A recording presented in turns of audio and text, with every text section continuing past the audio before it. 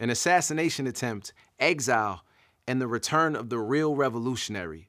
Today, we're adding Ambush in the Night by Bob Marley to the rotation. Ambush in the night. All guns aiming at me.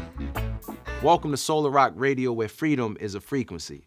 So 1970s Jamaica was a hotbed of political violence. The nation was fighting against external and internal forces to find its way. Gangs took over neighborhoods and aligned with political parties. Intimidation, gun battles, and politically motivated killings were rampant.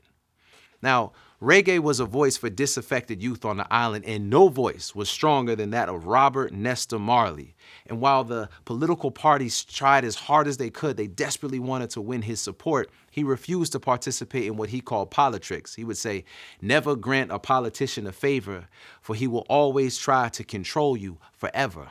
And while he stayed out of politics, he was very much committed to the people. To ease the rising tensions, Marley planned the Smile Jamaica concert for December of 1976. 2 days before the show, 7 armed men stormed into Marley's house where he was rehearsing with the Wailers and opened fire. Marley was struck in the chest and the arm. His wife Rita was shot in the head, and in total 4 were wounded, but all survived. Now 2 days later, Bob and Rita Marley did take to the stage to perform at the Smile Jamaica concert, and then he left the island.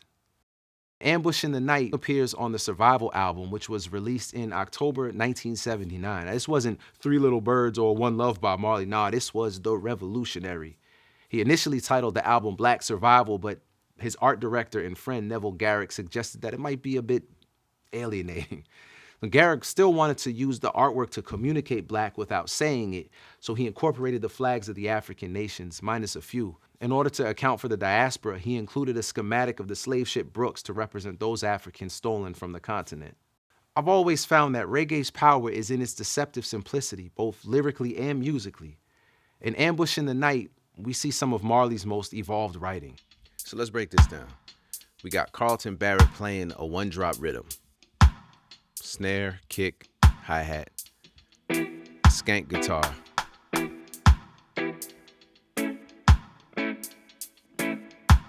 The piano doubles it. But what really grounds it and moves it forward is the bass. Oof.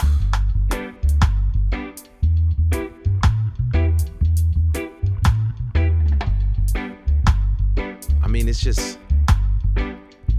you feel it. Ambush in the Night has a heartbreaking beauty. The honesty is sobering. He says, "They say what we know is just what they tell us, and we're so ignorant because every time they can reach us. Through political strategy, they keep us hungry. And when you go to get some food, your brother's gotta be your enemy."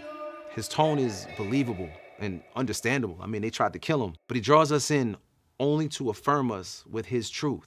Well, what we know is not what they tell us, and we're not ignorant, so they just cannot touch us. The lyrics fit themselves so naturally into the rhythm that they leave no room for us to doubt their wisdom. In Soular Rock, we know that solar power generates from within. While steering clear of political manipulation, Bob is speaking directly to the youth fighting and dying in gang wars in Kingston and beyond. The power in this song is in how he presented one reality, right? A reality playing out on newspaper headlines and TV screens around the globe. But then by switching just a few words, he offers a completely different interpretation. We're not ignorant, so they can't touch us.